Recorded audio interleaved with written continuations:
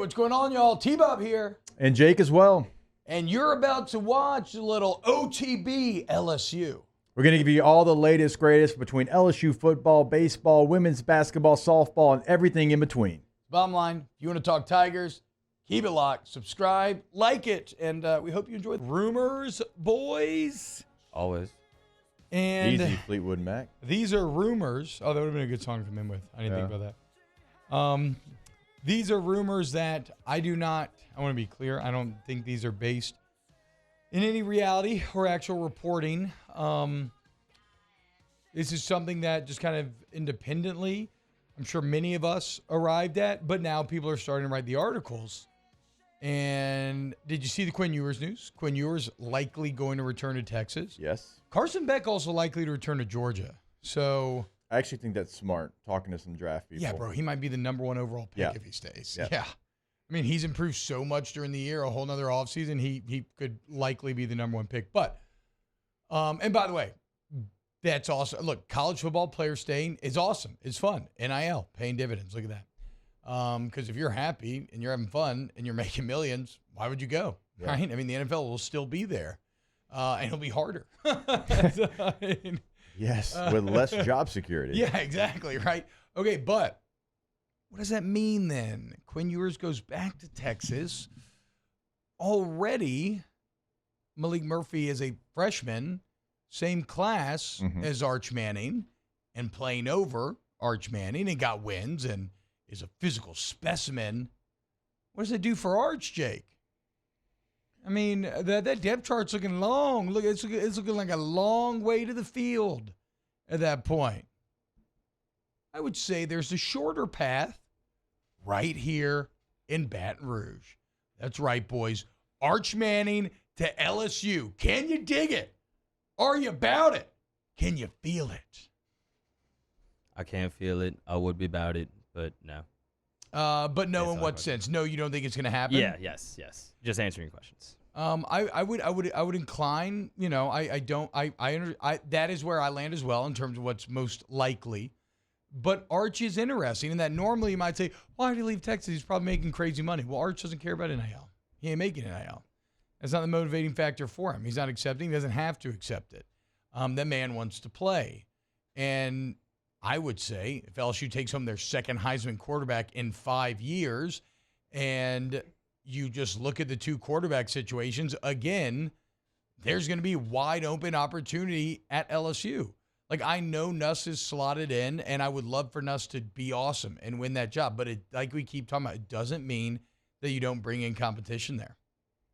I don't hate it, and I agree with you. But if you really think you can beat out Nuss, that's great. The issue I have, it's like, if you're LSU, do you roll out a unproven Arch Manning as your starter day one? You roll out whoever wins the job. Yeah, for sure. I get that. But it's like, if all things are equal, you're probably going Nussmeier, I would imagine, just because he's been in your program a little longer. So if Arch transfers, he's going to have to understand there's a risk that you may have to sit another year, because after Nussmeier, Colin Hurley's talented. You could possibly get Bryce Underwood. Ricky Collins has showed potential, but none of them have any experience either. So that would be like the year for Arch, because you have to show that you're significantly better than Nussmeier. Yeah. So I think there's risk there involved with Arch. Now, I would welcome the competition and the transfer, but there's a little bit of risk there for him. Almost any major college, though, nobody's going to hand you a starting quarterback job. No. And if they do, it's probably not the best run program. No, I'm all about competition. I think competition here at LSU has really brought out the best in some of these quarterbacks that we're talking about,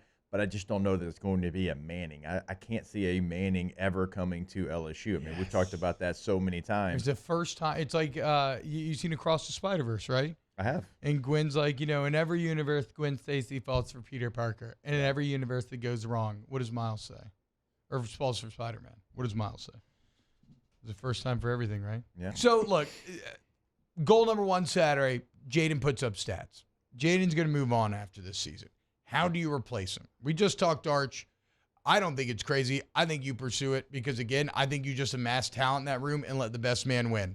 And how could you disagree when you look at the competition between Burrow and Brennan and both Daniels and Brennan, which may potentially result in two Heisman winners? What I do disagree with is somebody said, "No, I don't want Manning. We need to do like." And look, if you think Manning's good or not, I don't care, right? What like that? That's just an opinion thing. Somebody said, "Well, I don't want Manning. We need a dual threat quarterback," and I think that's where you get into trouble, right? Like, I don't think you want to be committed. Now, granted, if I have two quarterbacks that I think are equal, but one has better ability on the ground, like obviously you're going to take the guy who has a more complete dynamic package. But I'm not going to just say no to traditional pocket passers out the gate, right? There's no one pathway, no one style to success. You just have to be a very good player within your style. You talked about it. You were like, it's more impressive if LSU has two Heisman winners with two different staffs. Burrow could run, but him and Daniels' styles are not exactly super similar. So, yeah, like your point, like you're excited. I get it because Jaden Daniels is a dual threat quarterback and he's setting records. Joe Burrow set records and he wasn't a quote unquote dual threat running quarterback. It doesn't matter. Yeah, and Joe could run, right? So that helped him out. Yeah, like, Joe but he's not a dual threat, but he could run. So yeah, if a guy can run, great, awesome. But I'm not going to say no to like a Carson Beck level talent because he can't run out a wet paper bag. And fantastic funky bunch chat says true T-Bob. LSU and Iowa this year, same records. Iowa actually gained better. Completely opposite styles, right? So again, we talk about all the time on this show, but cliches are rooted in homespun wisdom a lot of times. And what is it? There's no one way to skin a cat. I think also that great coaches adapt their system to the player as opposed to the other way around, right? Yes. And Tim Brock and Kelly have talked about at length that that's what they do, and they would do that. And I believe them at face value when they say that. So I think when you see Nuss come in the game, you can tell that. True. And Nuss Very is true. a good athlete, but he's a different player than Jaden Daniels. And going back to Georgia last year, the game plan changed. And it changes every time I think Nussmeier comes into the game. Now, it's not like wholesale changes, but there's minor differences that you can tell it's for each quarterback. JB says Les Miles always recruited dual threats and didn't let them run or throw. It was a bold strategy. It's a bold strategy. Yeah, we don't need y'all. Just toss that to us. We don't need y'all quarterbacks. Get out of the way. It did not work too well, unfortunately. Fonz, I don't understand what we're talking about needing a quarterback.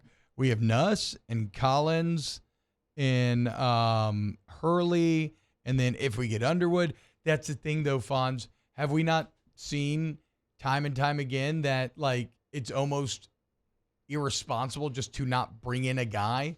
And I would use Ole Miss.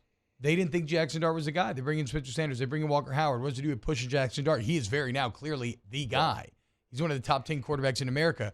I doubt he reaches those heights if he didn't feel like he had to work extra hard to get there. And also, why would you play a young quarterback now if you don't have to play a young quarterback? That quarterback can sit and develop. And look at Carson Beck, right? He sat for a long time, and then he developed, and now he can hit the ground running, and you don't have to go through those struggles. Now, every case is going to be a little bit different, but if you can, have a veteran guy, a veteran presence there, and he's challenging, and then the freshman wins, then look, the freshman wins his job. But I like bringing in an older guy. Don't just rely on a 5-star freshman. And now Georgia didn't bring in a guy, right? Nope. So they had other very talented 5-star guys on the roster, but no, they decided not to bring in somebody. They trusted Beck, right? And credit to him, it played out. So if you're coach staff, you can go that route, but if Beck had failed, or even if Beck does go on to fail, probably less so now because he does seem really good, then you're going to have to deal with the criticism, right? So, like, if you believe in us to the point where you don't need to transfer and you like your quarterback room, okay, more power to you. Like, I'm not going to outright say that is wrong, but you damn sure better be right. Otherwise, you're going to feel like someone who didn't exhaust every avenue to try to get as good as possible. I would bet LSU is going to be very active in the transfer portal in multiple positions. I would certainly hope so, right? Veteran receiver, right? You're losing 2 guys that are going to be NFL draft choices early. Be shocked if they didn't both go. So you're going to need a veteran guy with very talented younger players. Attractive landing spot for a receiver as well. A lot really of wide receiver success lately. Defense, certainly across the board, edge rusher, safety corner. So you'll be very active in the portal in a lot of spots. Offensive line, you're pretty set. Quarterback's a conversation we can have. Running back could be a conversation, bringing in maybe one veteran player, considering you're going to be losing a couple of guys, 3 guys really. So O-line. No, it? running back. Oh, running back. Yeah. O-line, You're pretty much returning everyone, huh? Yeah, you're pretty solid right there with who you have coming back. Yeah. Tight end too. Yep, that's true. Wow, Jake, what incredible takes. I mean, those guys, they're just the best. I think so. And if you think so, again, hit the like button, subscribe, ring the bell so you get notifications when we post every single day here on OTB LSU.